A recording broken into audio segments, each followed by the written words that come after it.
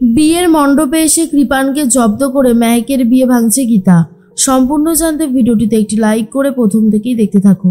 গল্পের শুরুতেই দেখা যায় গিনির বলা অ্যাড্রেসে পৌঁছে গেছে গীতা।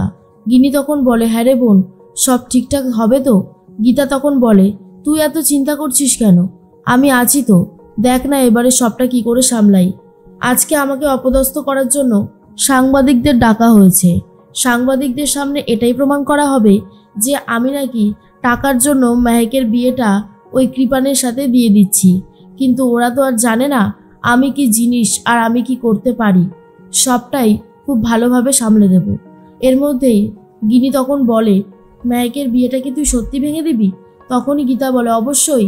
ওরা ভাবছে এই কেসটা জিতে যাবে, কিন্তু আমি ভাবছি এই কেসটা নিয়ে আমি উচ্চ আদালতে অ্যাপিল করব। আর এটা শোনার পরেই গীতা তো খুব খুশি হয়। এর মধ্যেই পদ্ম তখন বলে, আমাকে মেরো না, দয়া করে আমাকে ছেড়ে দাও। গুন্ডাগুলো বলে, তাই নাকি? তোকে কি এখানে ধরে নিয়ে এসেছি ছেড়ে দেওয়ার জন্য? তোকে এত সহজে ছেড়ে দেওয়া যাবে না। উপর মহল থেকে অর্ডার আছে, তোকে শেষ করে দিতে হবে, কারণ তোকে বাঁচিয়ে রাখলে আমাদের বসের অনেক বড় বিপদ হতে পারে, বুঝতে পেরেছিস? এরপর পদ্ম আর কোনো কথাই বলতে পারছে না। তার মধ্যেই গীতা মনে মনে একটা কথাই ভাবে, আজ সব কটা গুন্ডাকে বেধড়ক মারবো। এর মধ্যেই পদ্মকে শেষ করতে গেলে গীতা এসে গুন্ডাগুলোকে বেধড়ক মারতে শুরু করে আর বলে, অনেক হয়েছে, অনেক অনেক অত্যাচার করেছিস তোরা পদ্মর উপরে, এবার দেখ তোদের সাথে আমি কি করি। এই বলে গুন্ডাগুলোকে লাঠি দিয়ে বেধড়ক মারছে। অন্যদিকে অগ্নিজিৎ মুখার্জিকে ডাকাডাকি চলছে কৃপানকে আশীর্বাদ করবে বলে। অগ্নিজিৎ মুখার্জি কৃপানকে আশীর্বাদ করতে চলে যায়, কিন্তু মন থেকে আশীর্বাদ করতে পারে না। বিয়েতে খুবই ভেঙে পড়েছে অগ্নিজিৎ মুখার্জি। বারবার ভাবতে থাকে যেভাবে কিরণকান্তি কৃপান ছেট করেছে অগ্নিজিৎ মুখার্জিকে, এছাড়া আর কোনো উপায় ছিল না। না হলে মেহেকের সাথে কোনোভাবেই কৃপানের বিয়েটা দিত না অগ্নিজিৎ মুখার্জি। অগ্নিজিৎ মুখার্জিকে রাকা বলে, কি হলো দাদা, আপনি বসে আছেন কেন? আশীর্বাদটা করুন, এরপর তো শুভ সময় পেরিয়ে যাবে। তার মধ্যে অগ্নিজিৎ মুখার্জি আশীর্বাদ করবে কি, তার তো হাত কাঁপছে, সে কিছুই আর করে উঠতে পারছে না। এর মধ্যে মনে মনে একটা কথা ভাবতে থাকে কৃপান, যে শ্বশুরমশাই আপনি যাই করুন না কেন, আপনার মেয়েকে আজকে আমি বিয়ে করবই, কেউ আমাকে আটকাতে পারবে না। এর মধ্যেই কৃপানের মাথায় ধানদুব্য দিয়ে আশীর্বাদ করে অগ্নিজিৎ মুখার্জি, কিন্তু তার চোখে জল রয়েছে। রজবালা মুখার্জি সেটা বুঝতে পারে আর এটা বলতে থাকে, আমি জানতাম আমার ছেলেটা এখনো এতটা পাষণ্ড হয়ে পারেনি, তার চোখ ভিজেছে, মনও যে ভিজে গেছে। এর মধ্যেই অগ্নিজিৎ মুখার্জি চেনটা দিতে গেলেও পারে না, কৃপান নিজে নিয়েই পড়ে নেয়। আর রাকা মনে মনে বলে, এই ছেলেটার অসভ্যতামি দিন দিন বেড়েই চলেছে, বিয়ে করতে এসেও ছ্যাবলামো করে যাচ্ছে। এদিকে তো গীতা সমস্ত গুন্ডাগুলোকে বেধড়ক মারতে থাকে আর বলে, খুব শখ তাই না, পদ্মকে মারতে এসেছিস, এবার দেখ তোদের কি অবস্থা করি। এর মধ্যে বড়বাবুকেও খবর দেওয়া হয়ে গেছে আর গুন্ডাগুলোকে বেধড়ক মারছে গীতা। তখনই সবকটা গুন্ডাকে পুলিশের হাতে তুলে দেয়। ঢালি এসে সমস্ত গুন্ডাগুলোকে অ্যারেস্ট করে নিয়ে যাচ্ছে। এর মধ্যে গীতা বলে, পদ্ম তুই ঠিক আছিস তো? তোর কোনো অসুবিধা হচ্ছে না তো পদ্ম? পদ্ম তখন বলে, না উকিল দিদি, আমি একদম ঠিক আছি। উকিল দিদি চলো, এরপরে গেলে তো আমরা কিছুই করে উঠতে পারবো না। গীতা বলে, হ্যাঁ এবার আমাদেরকে যেতেই হবে। এরপর সবাই মিলে বিয়ের বাড়ির উদ্দেশ্যে রওনা দিচ্ছে। অন্যদিকে স্বস্তিক বলে, সত্যি লেডি সালমান খানকে আর এমনি বলি, সবটা কি সুন্দর করে সামলে দিলেন, আর আমি কিছুই করে উঠতে পারলাম না। গীতা বলে, আপনি যেটুকু করেছেন সেটুকু আমার জন্য অনেক বড় কিছু, কথাটা মনে রাখবেন। এদিকে তানভীর মুখার্জির প্ল্যান নষ্ট করার জন্য গীতা তো বেরিয়ে পড়েছে। তানভীর মুখার্জি ভাবে, আজ আর গীতার কোনো প্ল্যানই সফল হবে না, আজ শুধু আমাদের প্ল্যান সফল হবে।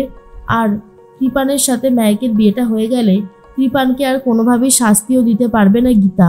সব দিক থেকেই আজকে আমরা জিতে যাব, আজকে আমাদের জয় হবেই হবে।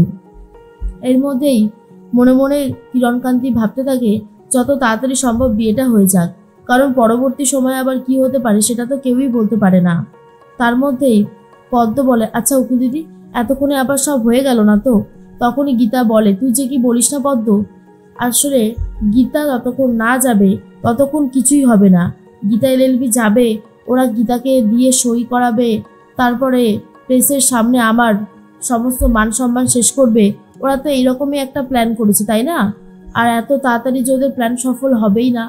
এর মধ্যে অগ্নিজিৎ মুখার্জি তো আশীর্বাদ করে দিয়েছে, তার মধ্যেই মেহেককে আনার জন্য বলা হয়। এর মধ্যে কিরণকান্তি ব্যানার্জি বলে, তাহলে বিয়েটা ভালোই ভালোই হয়ে যাচ্ছে কৃপান।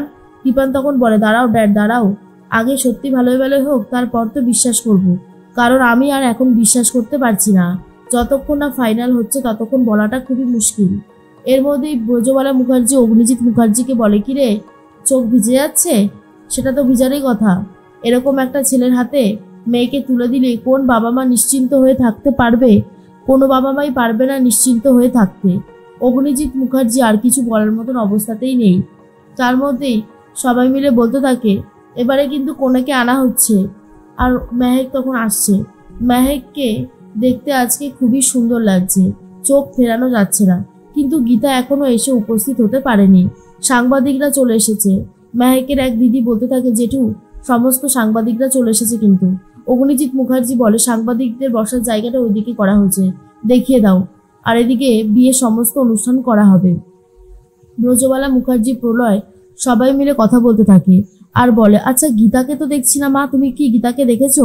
ঠাম্মি তখন বলে, না আমি অনেকক্ষণ হয়ে গেল গীতাকে দেখছি না, হয়তো কোনো কাজে বেরিয়েছে।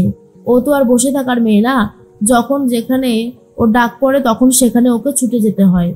এর মধ্যেই দেখা যায় কৃপান বলে, আচ্ছা আমি তো সবাইকেই দেখতে পাচ্ছি, আমাকে আশীর্বাদ করবে না? আমাদের বৌদিমণি কোথায়? তাকে তো খুঁজে পাচ্ছি না। তখনই অগ্নিজিৎ মুখার্জি বলে, কোথায় গীতা, কোথায়? গীতাকে ডেকে নিয়ে এসো। এরপর সবাই মিলে গীতাকে খুঁজতে শুরু করেছে। কোথায় রয়েছে গীতা? কিন্তু বিয়ে বাড়িতে তো গীতা নেই, তাই খুঁজেও পাচ্ছে না কেউ। এর মধ্যেই মেহেক বলে, কিন্তু গীতা বৌদি যে আমাকে বলেছিল আমার পাশেই থাকবে, যে কোনো মুহূর্তে ডাকলে চলে আসবে, তাহলে কোথায় গেল? বলতে বলতে গীতা চলে এসেছে। গীতাকে দেখার পর সবাই খুব খুশি হয়ে যায়, বিশেষ করে কৃপান, আর বলে, এই তো অবশেষে বৌদিমণি চলে এসেছে, এই সময়টার জন্যই তো অপেক্ষা করছিলাম। বৌদিমণি আমাকে তাহলে আশীর্বাদটা করে ফেলুন। এর মধ্যেই সাংবাদিকরা ঘিরে ধরেছে গীতাকে আর জিজ্ঞেস করতে থাকে একের পর এক প্রশ্ন।